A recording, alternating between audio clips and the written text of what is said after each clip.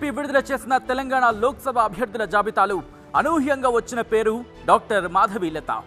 మొత్తం 9 మంది అభ్యర్థుల పేర్లు ప్రకటించగా అందులో ఏకైక మహిళా అభ్యర్థి మాధవీలత. హైదరాబాద్ శ్రీమతి డాక్టర్ మాధవీలత. హైదరాబాద్ శ్రీమతి డాక్టర్ మాధవీలత. అసలు ఎవరిమే అన్నది తెలంగాణలో హాట్ టాపిక్ గా మారింది. నిజానికి మాధవీలతకి ఇప్పటివరకు బీజేపీలో సభ్యత్వం కూడా లేదు, రాజకీయ నేపథ్యమూ లేదు. అలాంటిది ఒక్కసారిగా బీజేపీ అభ్యర్థుల జాబితాలో ఆమెకి స్థానం ఎలా దక్కింది అనేది $1 మిలియన్ క్వశ్చన్.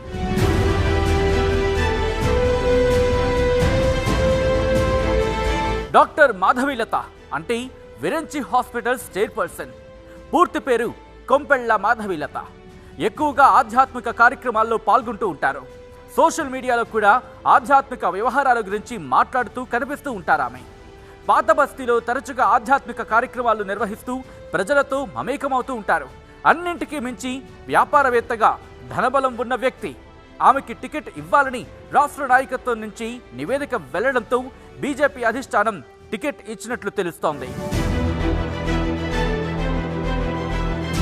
డాక్టర్ మాధవీలత కోటి ఉమెన్స్ కాలేజ్ నుంచి పొలిటికల్ సైన్స్లో పీజీ చేశారు. భరతనాట్య నర్తకిగా కూడా పేరుందామెకి.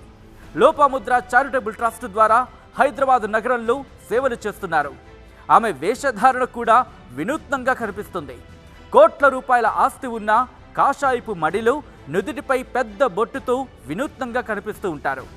ఆమె స్థాపించిన చారిటబుల్ ట్రస్ట్, హాస్పిటల్ ద్వారా పాత బస్తీలో సేవలు చేస్తున్నారు మాధవీలత.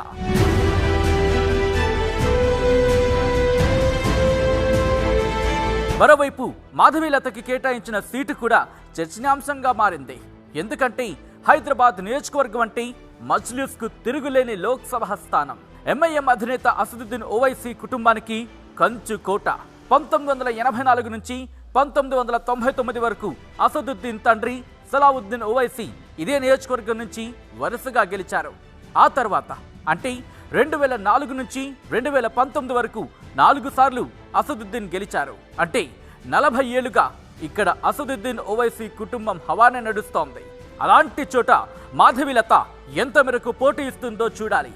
అసదుద్దీన్ పై గెలిస్తే మాత్రం మాధవీలత చరిత్ర సృష్టిస్తుంది.